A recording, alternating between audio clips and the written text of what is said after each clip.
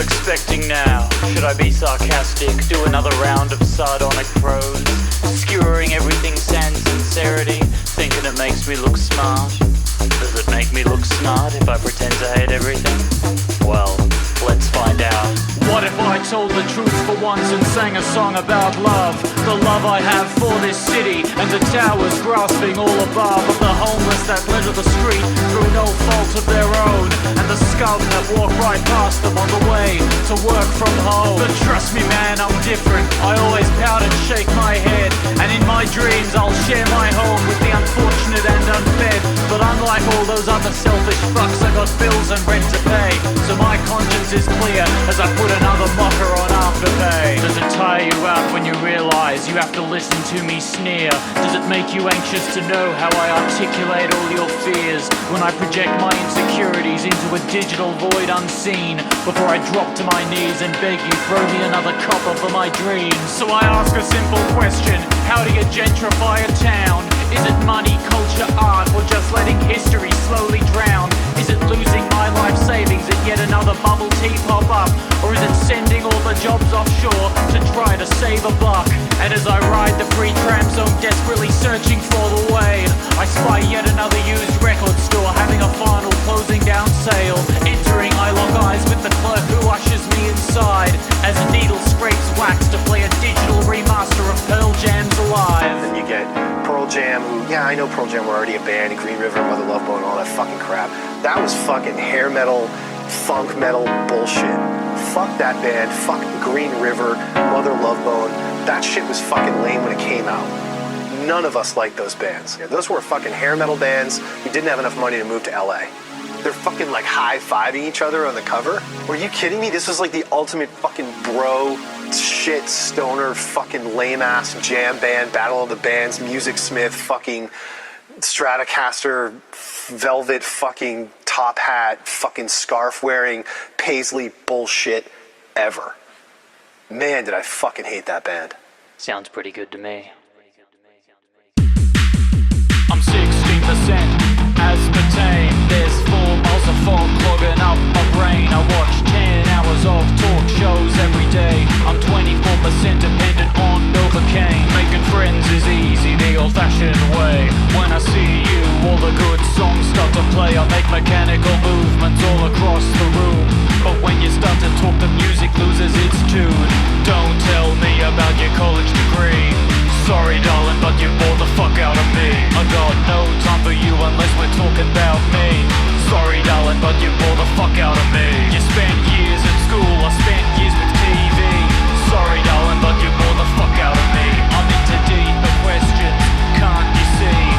Sorry darling, but you bore the fuck out of me. And your opinions are far beyond driven.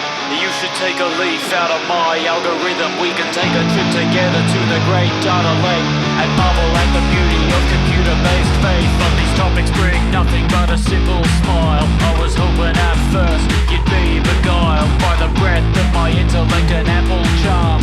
I'm such a nice guy, but we've come too far. It takes 2 to tango, but I never dance. We can stand in a corner and develop a romance built on a dialogue starring you as myself. And when I get bored, I'll just put you back on the shelf. So listen, I've had it up to here with you begging, please. Sorry darling, but you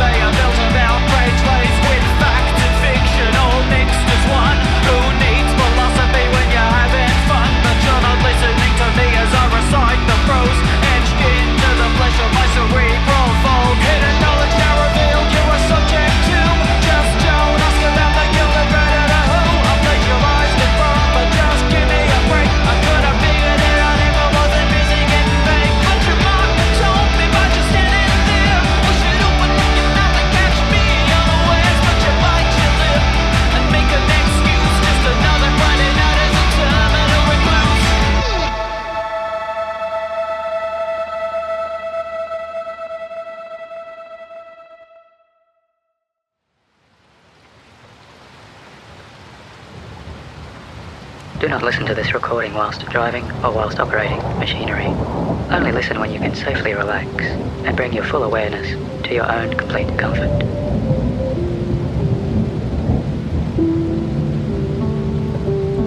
Today we're talking about real estate for beginners. Real estate has a language to it, and if you understand some of the most important basic words and principles, it can help you understand how to make a lot of money.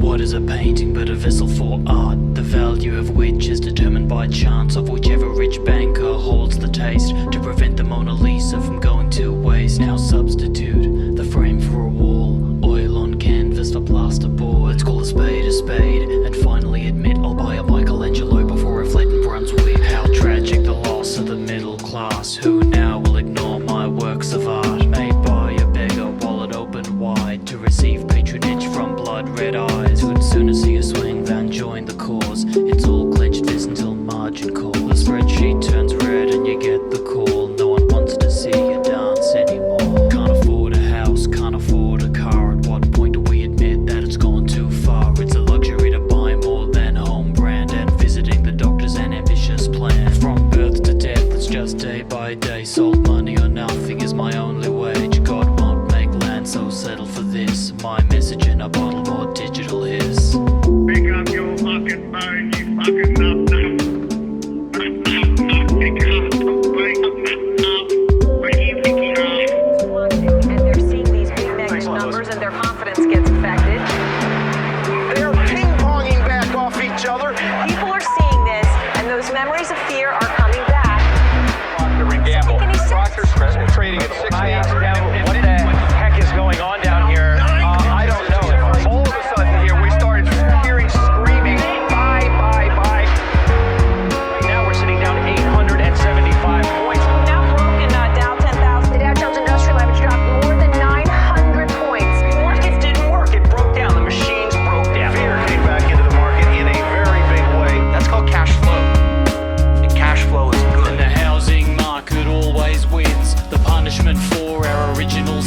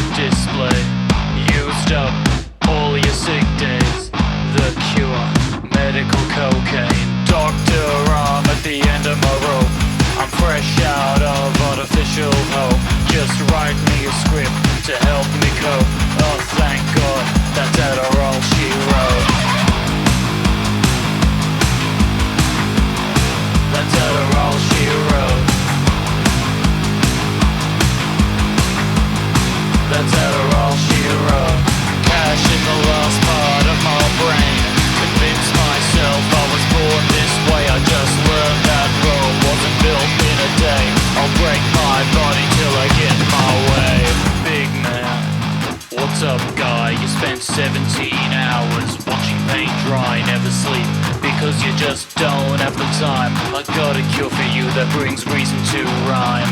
All you need is a healthcare card. Just sign below on the dotted line, then wait 2 to 4 weeks by the letter box. Then take 3 and you'll nod right off. That's Adderall she wrote.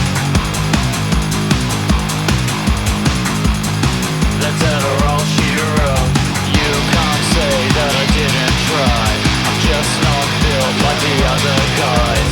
Romulus might have been erased by wolves, but he didn't have an AI-powered spreadsheet tool.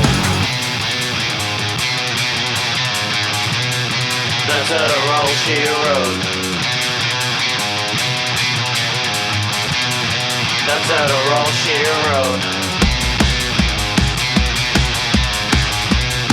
That's Adderall she wrote. That's Adderall she wrote.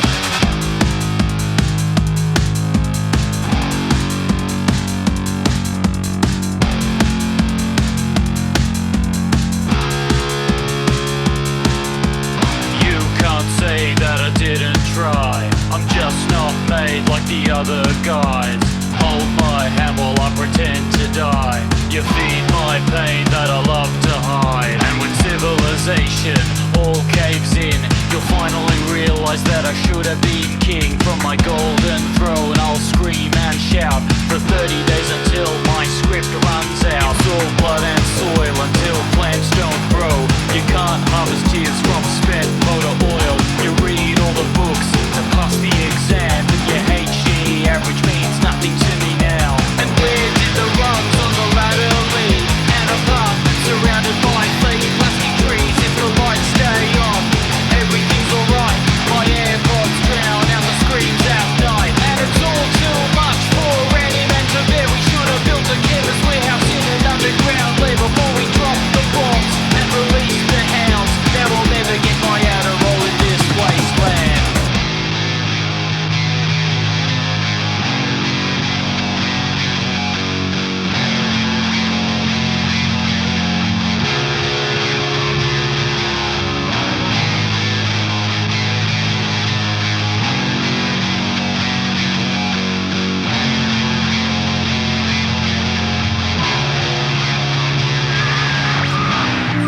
If you're gonna dirty, you might as well dirty fight. Yeah. Because you're already there. Yeah. You're already at the party. Right, right. I was in a fight last week. Really? How'd it go? I won. Really? Yeah. Who'd you fight? That kid David. The forward? Yeah, he cannot fight. Yeah. But he's got a big mouth, coach. Well, not anymore, he doesn't. Right. Yeah, but mostly fighting, it's a mental game. Really? Brendan, you're a smart kid. Yeah, I know. You're not a tough kid. You're not a strong kid. You're not a fighter. Right. But you may have a mental edge over your opponent. That's what you gotta use.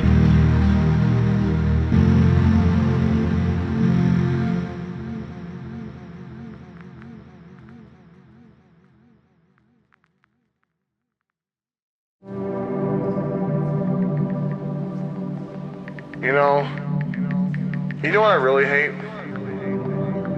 I'm not racist because I have black friends. I'll name 2, Michael Thomas and Tyrone. Tyrone's, what's his last name? Smithers. They work at my work.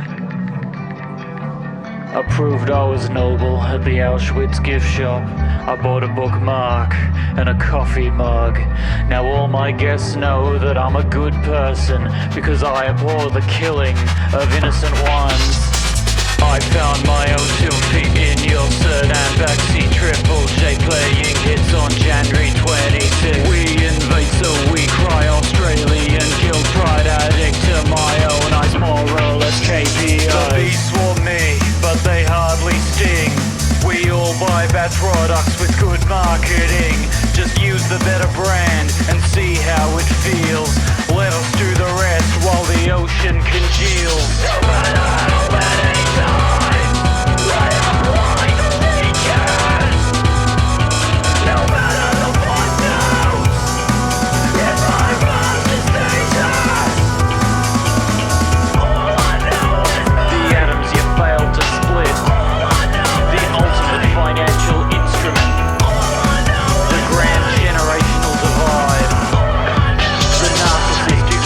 out his own eyes. It was good. But the bitch turned psycho. September 2000. We went our separate ways, and I said basically, fuck you, and the rest is history.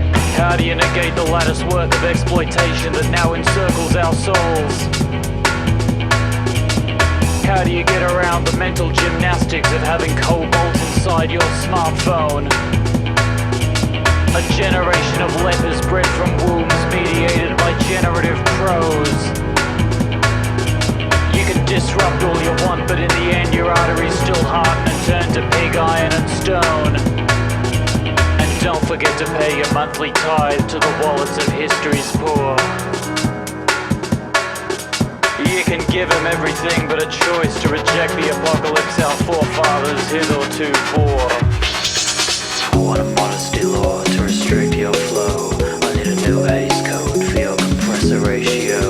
A basilisk unwinds to crush your words, but you welcome death as a punishment that's well deserved.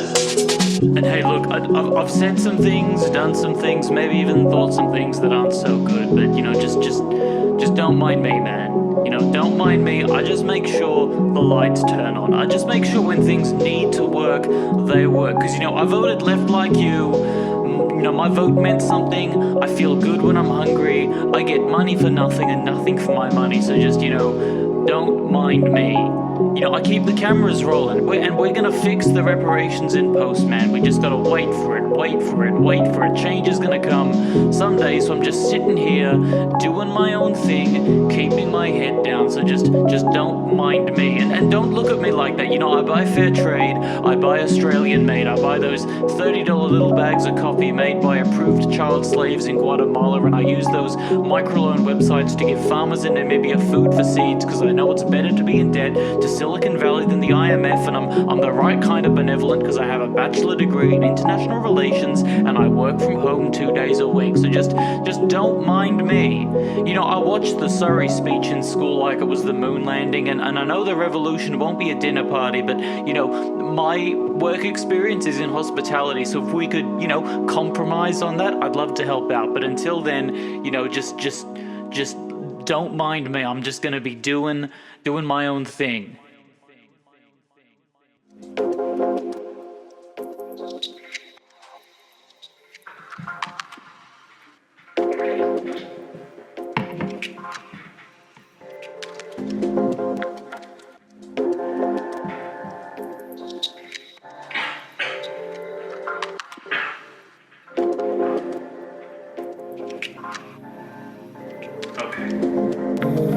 I learned a second language just to tell you, once and for all, culture can be a costume. You just gotta wear the clothes they give you in their own country.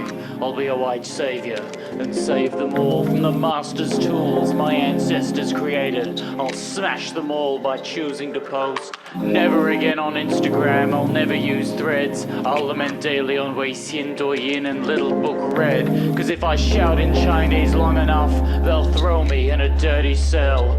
Call me a traitor, well, who could blame them? I never did it for fortune, glory or fame. I just wanted to be a footnote on page 6 of the digital edition of The Age, written by their Asian affairs expert.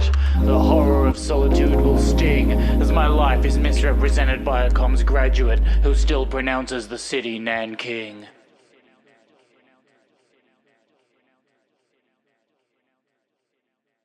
You know when you get halfway through telling a joke and you realize it's not really that funny?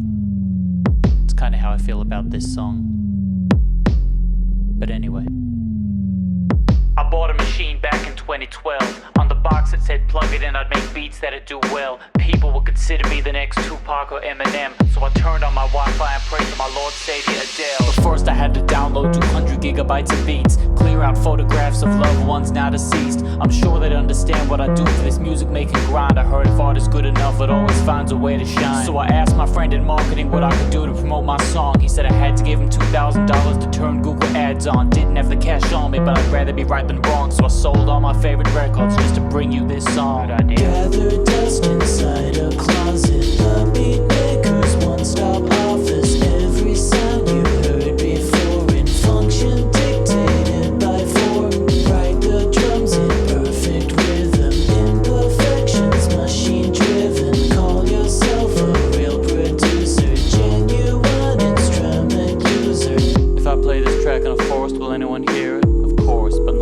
someone could listen to Ed Sheeran.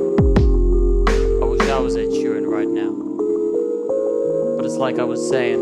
So I bought that machine back in 2012. Sucked into a void of consumerist sample pack hell by every chop sound file from Metro Boomin and Estelle. 12 terabytes of snare hits and orchestral swell. Just to write one hit song about existence and hope it sells. Then retreat to an island where in solitude I count seashells and be a memory in a culture washed away by the tide. But I can't run from my mediocrity, let alone hide. Live in color, right in darkness, shuffles written, unknown artists smashed together, disparate notions, boldness masking an actual thought. Write the drums in perfect rhythm, imperfections, machine driven. Call yourself a real producer, genuine instrument user. My dad said when I was young I could have any occupation, but for both our sakes he probably shouldn't lowered his expectations. Cause his son's making fake rap beats in a middle class apartment on mixtapes with no cohesion and no merit as an artist. Who tries to hide his lack of talent with a less impressive lexicon. Pretends to read James Joyce in economic class to Comic-Con, but he'll sneer at all the geeks while insisting that he is different. Cause he understands the true meaning of Rick and Morty's inference. This is the stupidest song I've ever written in my life. I'm just gonna stop. Maybe you can sing something else now. Really?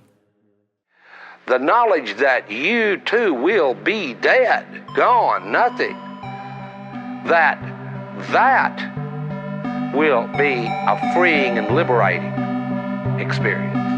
That you have to be able to, like, work through it, as it were, to use a psychoanalytic phrase, to work through it. Well, what does it allow us to escape from? Well, I actually have to say that this moment in existentialism has certainly been good for me, I think. Just been a healthy thing for me. It cut short therapy. I went to a therapist once. I went 3 times. And on the 3rd visit, I went, oh, by the way, I have a question. Why are we born to suffer and die? And she went, that was the end of therapy for me. I figured that if she couldn't help me with, like, my fundamental problem, she wasn't going to do much good on the trivial problems. I mean, you know, I had a big problem. Why are we born to suffer and die? And she just went, I mean, you know, she said, well, I could write your prescriptions for some Valium. And I said, no thanks, I drink. I belong to a large club. I'm a drunkard. What it does is this. It makes you, for me, it's made it easier to talk to groups, to teach classes and to talk to groups of students and not to be afraid of cameras and stuff like that, because, I mean, in the end, we're all dead. In the end, Johnny Carson, his body will, like, you know, turn into dust, and in the end, the earth will shrivel up like a cinder and fall into the sun. And in the end, it's not the Big Bang anymore. Now they call it, I think,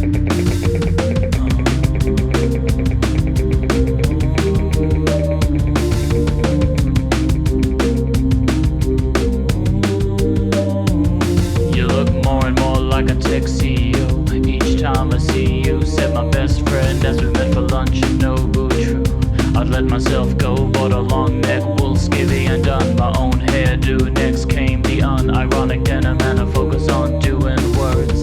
It's a miracle I haven't moved to Perth. Gave my friends a wide berth. Disrupt desert to reignite consumer mirth. But for what it's worth, the pain still hurts. Yeah, for what it's worth, the pain still hurts. I enable friendship lunches. I circle back to act on my hunch.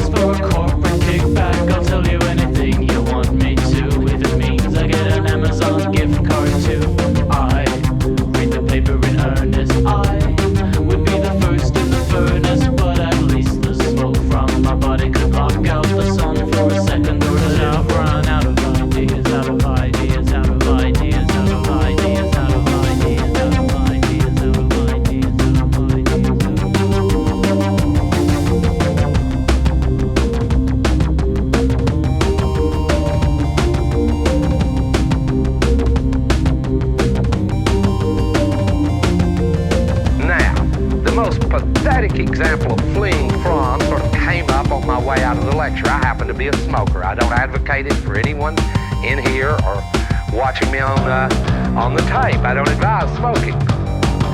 We have a culture now where the most obvious example of fleeing from death is this utter obsession with being young until it's obscenely too late for it. Until this is fleeing from yourself in such a way that it's madness. Who wants to be the world's best looking 111-year-old person? I mean, what is the point in that, for God's sakes? I just, this is something that I don't follow. I mean, my grandfather was a good man. He died at 78. I think that's good luck and plenty long enough. Suit the hell out of me. But why do we have 90-year-olds running up steps wearing Nikes and dating 17-year-olds? I mean, this is not working. It's not working. And I'm not telling old people to go away. Hell, I'm getting there myself. It's ridiculous. You take 30-year-olds, they're trying to look like 11-year-olds. I mean, it works all the way up and down the spectrum. Every 40-year-old housewife wants to have a baby like Demi Moore, be beautiful naked with her stomach out to here. I mean, it's just not working for us. In a way, it's fleeing from death. And what I'd like to say about it is this. You could eat all the tofu you want and jog as long as you like. And compared to geologic time, your life's going to be gone like that anyway. Geologic time's a long time. And you can jog your butt off and you're still going to die.